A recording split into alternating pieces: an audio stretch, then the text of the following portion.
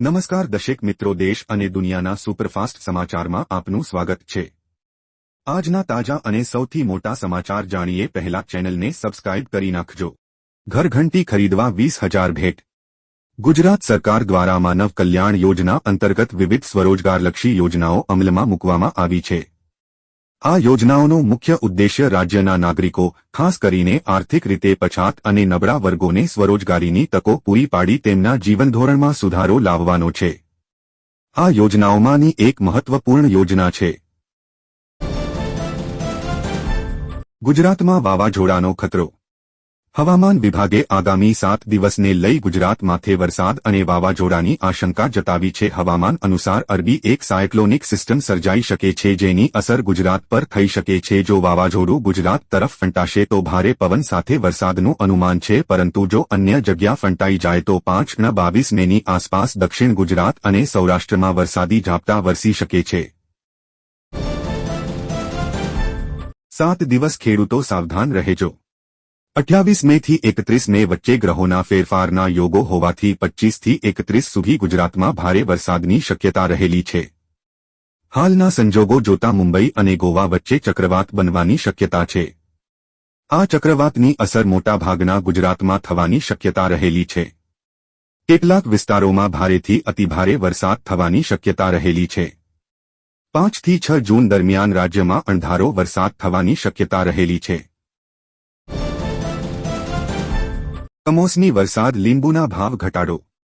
હાલ ઉનાળાની સિઝન શરૂ છે, તેવામાં એક તરફ 5 દિવસ પહેલા કમોસમી વરસાદ પડ્યો અને તેના કારણે ભાવનગર જિલ્લામાં બાગાયતી ખેતી કરતા ખેડૂતો કે જેઓનો લીંબુના પાકને અસર પડી અને તેના કારણે લીંબુના ભાવ ઘટી ગયા। જે શરૂઆતની સિઝનમાં લીંબુના ભાવ 100 થી લઈ 150 જેવા હતા તે ઘટીને હવે 60 થી લઈ 40 રૂપિયા જેવા થઈ જતા ખેડૂતો ફરી એકવાર કમોસમી વરસાદના કારણે મુશ્કેલીઓ મુકાયા છે।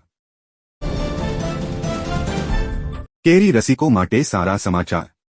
વાતાવરણમાં આવેલા પલટાના કારણે કેરીના પાકને ભારે નુકસાન પહોંચ્યું છે। આથી માહોલ હતો કે કેરીના ભાવ ઊંચકાઈ શકે છે। અત્યારે કેરીના ભાવમાં મોટો ઘટાડો આવ્યો છે, જેમાં હાફૂસ અને કેસર કેરીના ભાવ ઘટ્યા હોવાના સમાચાર છે। આજથી 15 દિવસ પહેલા હાફૂસ કેરી કિલોનો ભાવ 150 રૂપિયા તે હવે ઘટીને 125 રૂપિયા થઈ ગયો છે, જ્યારે કેસર કેરીના ભાવ પહેલા કરતા ઘટીને ₹100 કિલો વહેંચાઈ રહી છે। ડુંગળીનો ભાવ સાવ તળિયે બેસી જતા ત્રાહિમામ મડુવા માર્કેટિંગ યાર્ડમાં ડુંગળી ₹1 કિલો વેચાઈ રહી છે। ડુંગળીના ભાવ પ્રતિ કિલો માત્ર ₹1 થી ₹3 સુધીના મળતા ખેડૂતોની સ્થિતિ કફોડી થઈ છે।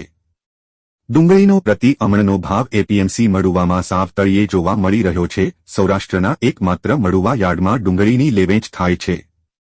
ખેડૂતોને ₹1 કિલો ડુંગળી વેચવાનો વારો આવતા ખેડૂતોને રાતા પાણી એરોવાનો વારો આવ્યો। જોરદાર રેકોર્ડ સાથે ગુજરાત ટાઇટન્સ પ્લેઓફમાં પહોંચી।